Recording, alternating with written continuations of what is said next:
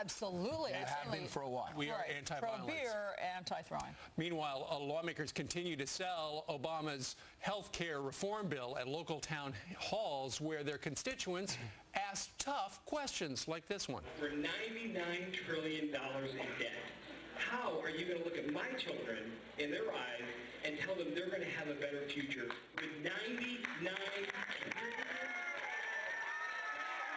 All right, that gentleman was Mark Kreslins. He's an American taxpayer, a voter, a concerned citizen. He was at the Democratic Senator Ben Cardin's town hall on health care, and Mark now joins us live now. Good morning, Mark.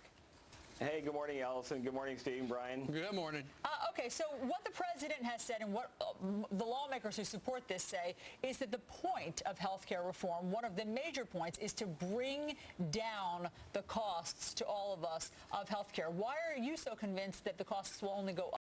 To $99 trillion. Well, to $99 trillion. And I'll tell you, I'm not an economist, so I can't speak to whether or not these healthcare reforms will actually bring down the cost, as Senator Cardin suggested at the meeting.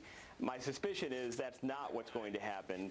Having watched Medicare now become bankrupt, Social Security is not too far away from becoming bankrupt, and these are what were supposed to be great government programs that started out. So I stood up there yesterday, and I wanted him to look me in the eye and say, I've got 4 wonderful children that I love, and how can he look them in their eyes and say their life? That's what he suggested.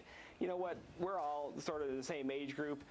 We're not going to be here when our kids are saddled with a debt that they cannot pay. And it's time for the citizens. Now, I don't count on the politicians being able to figure this out, but it's time for the citizens to rise up and say, my kids matter. Sure. And we're not just going to sit around anymore. Right. And Mark, people are rising up at these town halls and saying they're worried about what the future could hold regarding this. Do you have a feeling that, in particular, you were there in the room yesterday with Ben Cardin at that town hall in Hagerstown, Maryland?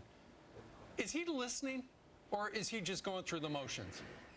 Steve, these guys aren't listening at this point, and I think this is the problem that we have. You know, one of the things that we're trying to do up in our county is re-educate people on the Constitution, because the reality is we've lost track there. The Constitution, Article 1, Section 8, gives very limited powers to these congressmen up there, whether you're a representative or a senator. And when you stray outside those 18 powers, this is what you get. You get essentially fiefdoms with 535 little kings who don't listen to their constituency. Well, and I didn't feel like I was listened to. Well, I don't know. I hope you're right, Steve, in that. But at a minimum, to see that many people there protesting and voicing their concerns was a good thing. Right. Hey, I got to ask you, Mark, first off, you should know, you're not an economist, but Charles Krauthammer wrote a column today that backs up your big worry. The Congressional Budget Office says that this caused more debt. That is his entire plan. The AARP says we don't endorse this plan, so people have a right to be concerned.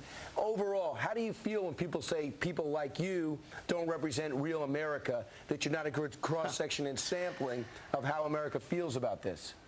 I got to be honest with you, Brian, that is absolutely maddening to me, because I am the average citizen. I'm a father, I'm a husband, I've got 4 wonderful children, I run a small business.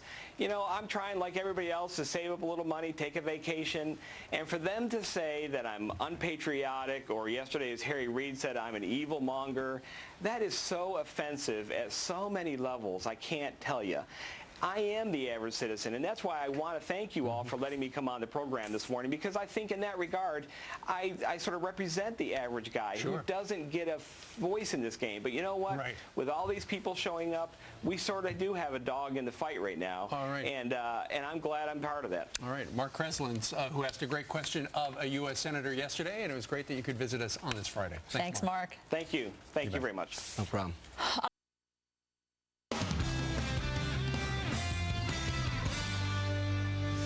Welcome back here to Fox and Friends. As lawmakers continue to push President Obama's health care reform at local town hall meetings, constituents continue to ask the tough questions. Easy for me to say. For $99 trillion in debt, how are you going to look at my children in their eyes and tell them they're going to have a better future with